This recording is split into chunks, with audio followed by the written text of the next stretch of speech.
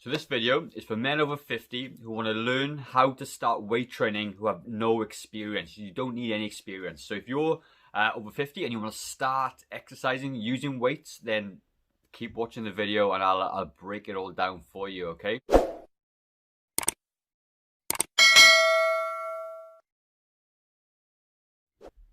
Hey, I'm Gavin. I'm a personal trainer, nutrition coach, and functional agent specialist. I'm one of the co-founders of the Growing Younger program. And the Growing Younger program is a fitness and nutrition program exclusively for people over the age of 45 years old. So everybody I train and coach are over this age, okay? So when it comes to helping people over 50 who are complete beginners start exercising, start weight training, start eating healthy, I've helped hundreds of people do this thing. And I'm going to break it all down for you in this video, okay? You don't need complicated solutions. You don't need crazy high-intensity workouts and stupid, functional exercises like clean and jerks and presses and all that kind of fatty stuff you see in the TV, okay? You just need a really simple structure that covers off the whole body from start to finish, and you are going to get fantastic results, okay? So stay tuned and we'll go through it. So before I get into it, guys, do us a favor. Could you just subscribe to the video so you don't miss anything, any of these future videos, okay? And leave me a comment down below. Tell me what it is that you're kind of struggling with when it comes to starting a weight training program. And I'll do my best to answer all of those questions, right? So first things first, as a guy, I know as well, yeah, it's quite hard to ask for help, okay? And when you're trying to start and when you're a beginner, and I'm talking about a beginner, you may have done weight training a long time ago, but you're back into it now. You're 20 years on the track and you kind of want to get back into it. It's quite hard to ask for help. We're quite proud of us, quite proud as men. And I know for a fact that when you start something again, it's quite new. It's really hard to ask for help. And you kind of fumble along in the gym and you may get injured. You're not quite sure what to do. And ultimately you don't get the results that you want. And then you give up and you don't even start, okay? So in this video, we're going to go through it.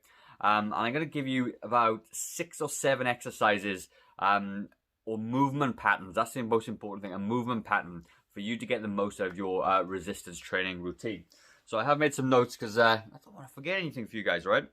So first of all, what we need to look at, okay, was as we get older, certainly that you guys as well, you can maybe a little bit overweight. So what we're going to do, we're going to break down the body upper all the way down through lower, and I'm going to give you the exercises that you need, all right? So first of all, legs. Legs are super important for starting any weight training routine, but you don't have to do silly barbell squats. I'm saying silly, they're not silly exercises. What I'm saying is they may not be suitable for you right now. So you see these things on TV and you look at them and go, I can't do that. So you just need a basic exercise to get your legs nice and strong. And the reason that you want strong legs is because as you get older, your strength declines twice as fast in your legs as it does your upper body, which means that the heavier you get if you're putting weight on, and the weaker you become, the less likely you are to be able to go and do the things that you love to do. You're not going to be able to play golf anymore because you haven't got the leg strength to do it and the core strength to carry you along. You're not going to be able to go fishing and do all the things that you like to do because your leg strength is weak. And ultimately, I saw this with my granddad as well. He couldn't even get out of the car when he was older because he never, he sat down for so long, he got heavy, got big, and he wasn't able to do it, okay? And that's what happens. Over time, you get to a point where your legs deteriorate past the point of kind of no return, and, it takes a huge amount of effort, so legs are really important. So what are we going to do? We're going to do a squat pattern, a squat variation.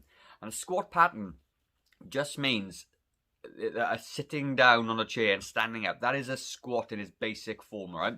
So you can do freestanding without a chair if you want to, but a squat pattern is one you need to look at. So we have lots of clients with us right now who have a lot of sore knees and they can't do a squat without knee pain.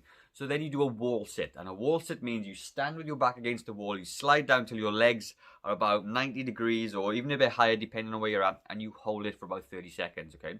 If you can do that fine and you haven't got knee pain, then you find a chair and you stand up and sit down in a nice controlled manner for about 12 to 15 reps, about 40 seconds of movement in that time, because time and attention is really important.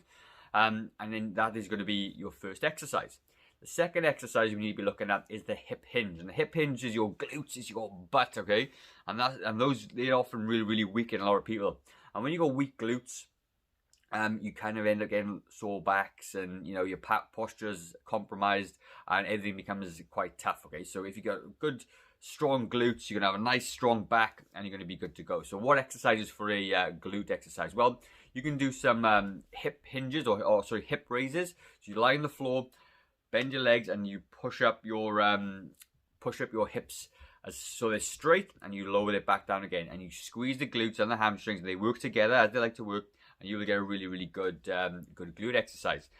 Second thing, so the third exercise we're going to be looking at is a pulling movement.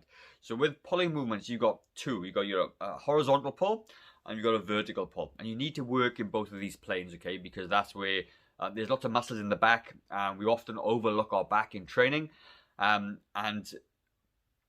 with a strong back and a strong posterior chain, you're stronger in everyday life. Okay, so when you're weight training, you're actually building reserve for life, which is really important. So what exercises? You got a simple rope, simple pulling movement. So you hold a weight in front of you, and you pull it towards your chest. Okay, I'm gonna, hopefully, if I can do it, because I'm not great at technology, is to put some photographs up in place to show you what I mean when I'm doing it. Okay, so please hold on for that.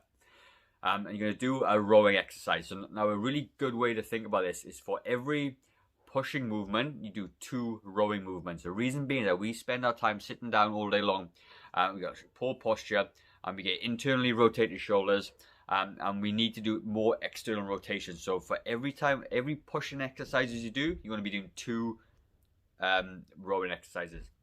So a seated row or a rowing movement is going to be the one for you.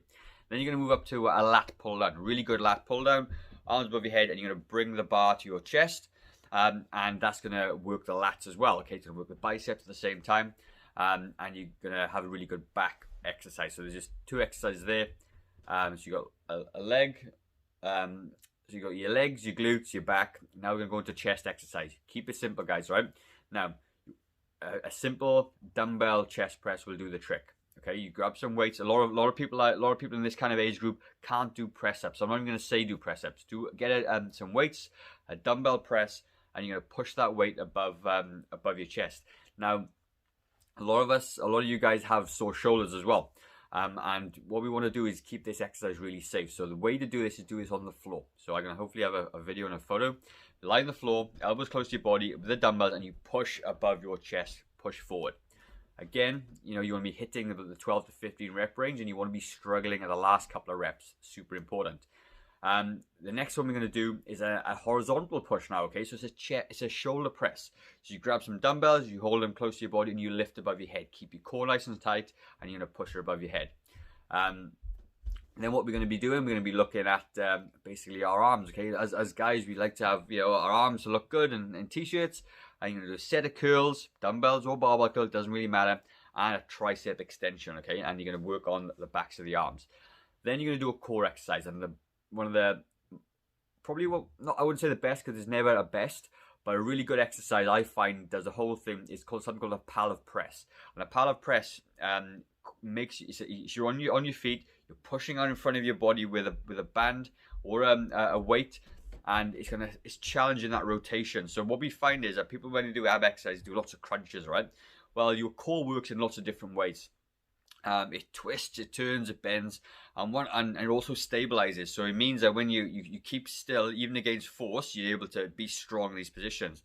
And a Pallof press, I find, is one of the best exercises to do that. Okay, so that's going to be your basic strength training workout without any sort of experience necessary. You can do this at home with a nice set of dumbbells. You don't have to spend a fortune on the gym, and you know, you're going to be good to go.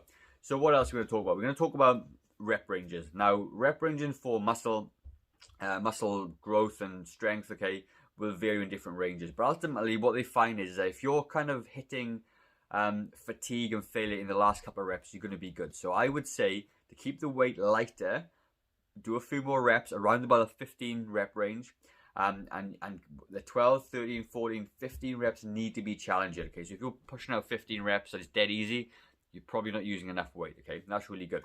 So The next thing I want to talk about is frequency. How many times you're going to do this? Well, it kind of depends, all right? They kind of, the science says about 10 sets of exercise, 10 sets of each exercise throughout the week. So with this full body workout, you could do this 2 or 3 times a week, depending on your experience level. If you're new to this thing, you don't need to be doing this 3 or 4 times a week. Twice a week is perfect. You do it on a Monday, you do it on a Wednesday, or a Tuesday and a Thursday, or a Sunday and a Wednesday. As long as you have a day off in between, you're going to be absolutely fine, right? And that's what you kind of want to be doing. Then as you get stronger and start progressing, then you can add an extra day and do 3 times a week. And then you know that's going to be optimal for you. And then you can swap out new exercises and different things and try things as your confidence grows.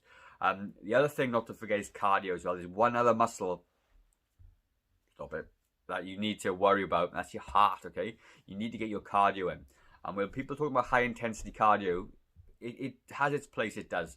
But for you guys, you want to be doing about 45 minutes to 60 minutes of steady state cardio. And steady state cardio means a brisk walk. You go out there, you're going to burn a bunch of calories off, you're going to feel good after it, your heart's going to get a good workout, and it's going to absolutely complement your weight training routine as well.